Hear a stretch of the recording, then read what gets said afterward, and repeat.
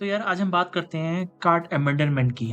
अब यार होता क्या है ना कि जब भी मैं अपने सर्कल में लोगों के साथ बैठता हूँ या अपने क्लाइंट के साथ डिस्कशन करता हूँ, तो यार 90% टाइम ना लोगों का एक ही डाउट होता है, यार कार्ट को अबंडनमेंट कैसे कम करें। ठीक है, लोग आते हैं, कार्ट में आइटम्स भरते हैं, फिर भूल जाते हैं, चले जाते हैं, फिर वापस नहीं आते। ऐड चला लूँ, ऐड चला के रिटारगेटिंग कर लूँ, ईमेल मार्केटिंग कर लूँ।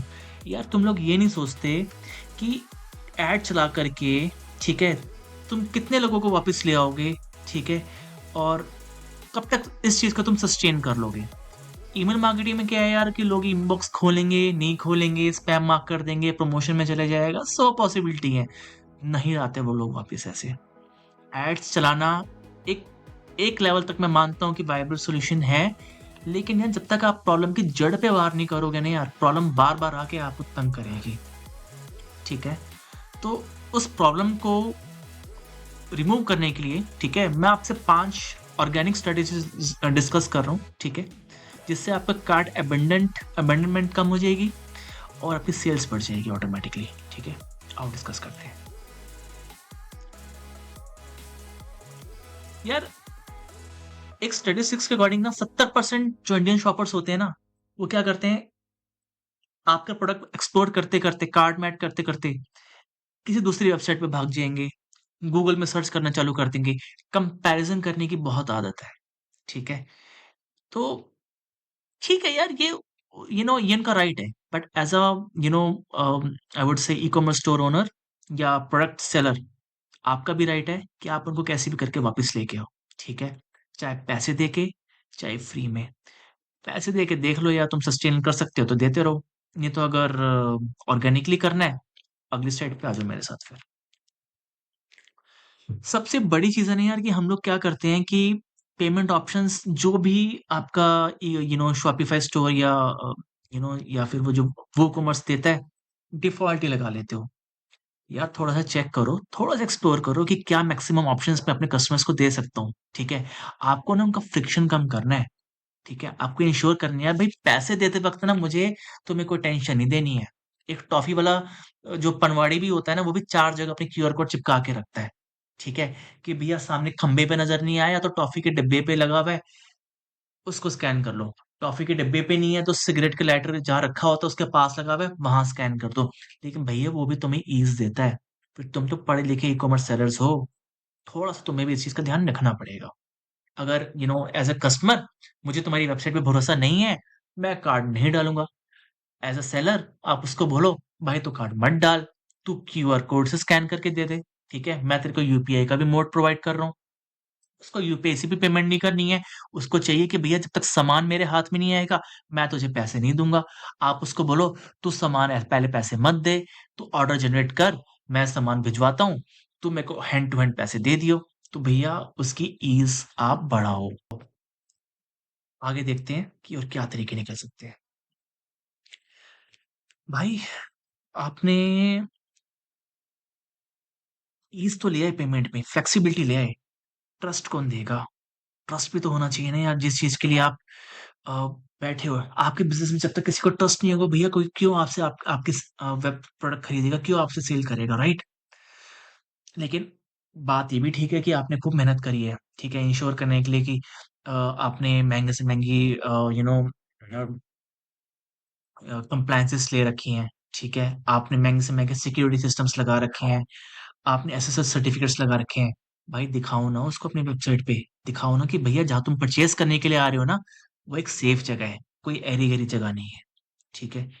अगली बात ये है कि जो अगला डाउट आता है ना यार, वो ये होता है कि सपोज़ मैंने कोई प्रोडक्ट खरीदा, लेकिन वो प्रोडक्ट अगर खराब निकला तो? या साइज़ मेरे अकॉर्डिंग ना निकला तो? या जैसे वेबसाइट पे दिखाया है वैसा ना निकला तो क्या करोगे? राइट?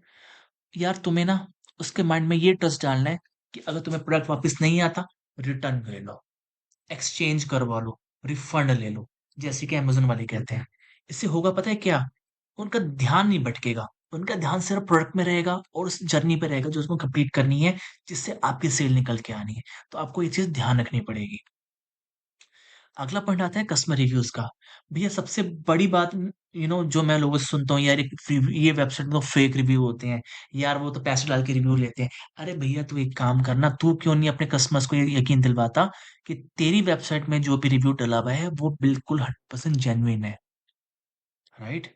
अगर आपकी वेबसाइट पे वो रिव्यू जेन्युइन है, ठीक है, रिव्यू ऑटोमेटिकली लीड मैग्नेट बन जाएगा, ठीक है, कस्टमर्स को अपने आप खींच के लाएगा। आपको कुछ नहीं करना, रिव्यूज के थ्रू ही कस्टमर आएगा, ठीक है। आपको ये चीजें ध्यान रखनी पड़ेगी। ट्रस्ट बढ़ा, फ्रिक्शन घटा, सेल ऑटोमेटिकली बढ़ेगी, अबेंडनमेंट ऑटोमेटिकली घटेगी। अब आगे जो मैं आपसे पॉइंट डिस्कस करने वाला हूं ना, देखते हैं कि क्या वो आप इंप्लीमेंट करते हो नहीं करते। ठीक है, आओ। Smooth checkout. यार कभी आपने सिंगल क्लिक चेकआउट के बारे में सुना है? जैसे कि अमेज़न भी देता है। होता क्या है कि एक बटन में टैप किया, सॉरी, आपने प्रोडक्ट देखा, प्रोडक्ट पसंद आया, बाय नाउ, सीधा पेमेंट स्क्रीन, पे करो, ऑर्डर प्लेस्ड। अब हम लोग क्या करते हैं ना यार, हम लोग ट्रेडिशनल फ्लो के हिसाब से चलना ज़्यादा प्रेफ़र करते हैं। कस्टमर एक आएगा, एक्सप्लोर करेगा, प्रोडक्ट को कार्ट में डालेगा, अपनी डिटेल बार-बार भरेगा, डिटेल भरने के बाद फिर वो पेमेंट स्क्रीन पे आएगा, पेमेंट में फिर वो डिटेल भरेगा, फिर उसके बाद वो क्या करेगा, सेल को कंप्लीट करेगा। यार इतने प्रोसेस से तो मैं खुद ही बोर हो जाऊँ, ठीक है? इतना लंबा प्रोसेस हमें अपने कस्टमर को नहीं करवाना। याद रखो, हमें अपने कस्टमर को कम से कम तकलीफ देनी है, कम से कम तकलीफ देनी है। मान के चलो तुम्हारा कस्टमर आलसी है, ठीक है? अब आलसी बंदा कितनी बार भैया तुम्हारी वेबसाइट पे आके डेटा डाल देगा? आपको इंश्योर करना है कि ये चीज़ मिनिमल हो। उसके लिए सबसे बड़ी स्ट्रैटेजी ये है कि ऑटो फिल दे दो। जो डिटेल उसने कभी पहले डाली होंगी ना यार, उसको बोलो भाई देख, ये डिटेल तूने पहले डाली थी, तू उसको क्या एडिट करना चाहता है? नहीं चाहता? चल आगे बढ़ जा। करना चाहता है? कर ले, कोई दिक्कत नहीं है, ठीक है? आपकी जो भी स्क्रीन पे चाहे मोबाइल डिवाइस हो गया, चाहे टैब हो गया, चाहे लैपटॉप हो गया, आपका जो एप्लीकेशन है, जो भी आप ई-कॉमर्स एप्लीकेशन पैकेज आप यूज़ कर रहे हो, वो ऑप्टिमाइज़ होना चाहिए स्क्रीन के अकॉर्डिंगली, रिस्पॉन्सिव होना चाहिए। मतलब आपके कस्टमर को ढूँढना ना पड़े कि कहाँ पे टैप करके मैं आपके अपने प्रोडक्ट को ज़ूम करूँ, कहाँ पे टैप करके मैं अपनी पेमेंट को इनिशिएट करूँ। भैया ये सीटीएस सारे के सारे क्लियरली डिफाइंड होने चाहिए। डिस्क्रिप्शंस और सारी चीज़ें क्लियरली डिफाइंड होनी चाहिए, irrespective of the screen size. ठीक है? इस बात का ध्यान रखना। ये जो लास्ट फैक्टर है ना, मोबाइल ऑप्टिमाइज्ड फ्लो, ये आपके एसईओ पे भी बहुत इम्पैक्ट डालता है। ठीक है? इस बात का ध्यान रखिएगा। लास्ट पॉइंट आता है यार कि मैं वेबसाइट पे अकाउंट ही नहीं बनाना चाहता, मेरे को इतना झमेला ही नहीं पालना। अगर तू मेरे को बिना अकाउंट बनाए प्रोडक्ट देता है तो बोल। तो एज़ अ कस्टमर, अगर सपोज़ ये क्वेरी आपके पास आई है, तो एज़ अ सेलर आप ये बोलो, भाई तू एज़ अ गेस्ट ही आ जा। तू सिर्फ अपना फ़ोन नंबर या मिनिमल डिटेल्स अपनी मुझे वेरीफ़ाई करा जा, उसी से हम सारे आगे जाके ट्रैकिंग ट्रैकिंग खेलते रहेंगे, ठीक है?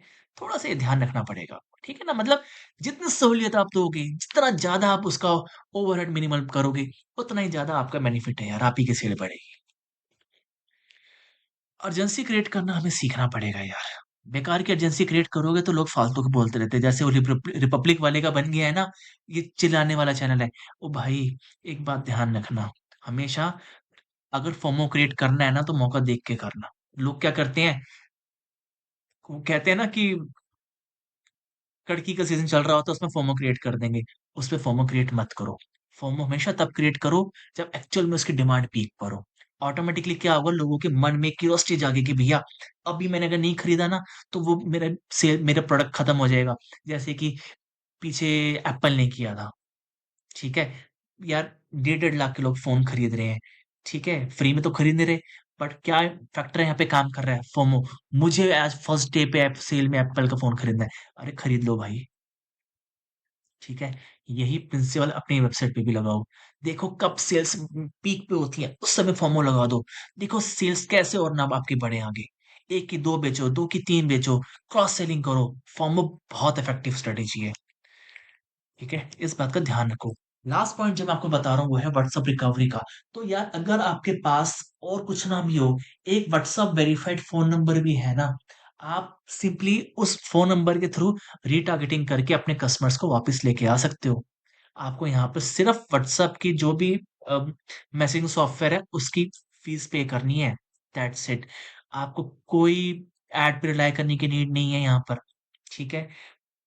कहने का मतलब मेरा ये है कि व्हाट्सएप का ना ओपन रेट बहुत अच्छा है कंपेयर टू एसएमएस या ईमेल। ईमेल तो एक बारी तो फिर भी उसमें चला जाए, आपके प्रमोशंस में, स्पैम में चला जाए। आपके एसएमएस भी कई बार ट्रू कॉलर ब्लॉक कर देता है, स्पैम मान के। लेकिन व्हाट्सएप एक ऐसी चीज़ है जो मोस्टली आप कह सकते हो कि 85 टू 90% मोबाइल यूज़र्स यूज़ करते हैं, ठीक है? शायद 100% भी करते हो तो मैं शायद गलत ना हूँ, ठीक है? ओपन रेट लगभग उसका 75 टू 80% है, बेयर मिनिमम, ठीक है? आपको इंश्योर करना है यार कि व्हाट्सएप अगर आप इफेक्टिवली यूज़ कर रहे हो फॉर ऑल द कम्युनिकेशंस, आपके लिए रामबाण बन के काम आएगा ये, ध्यान रखना। इतना कहने के बाद मैं आपको ये बोलूँगा कि यार एड्स आप यूज़ करो, लेकिन प्रोवाइडेड आपके ये सारे के सारे जो भी मैंने आपसे पॉइंट्स डिस्कस करे हैं ना, ये सॉर्टेड हो यार। अगर ये सॉर्टेड है और साथ में अगर आप रीटारगेटिंग के लिए एड्स यूज़ कर लेते हो, तो सेल्स दबा के आएँगे, लिखवा के रख लेना। चलो, thanks for watching guys. Thank you so much. Enjoy your time. Bye bye.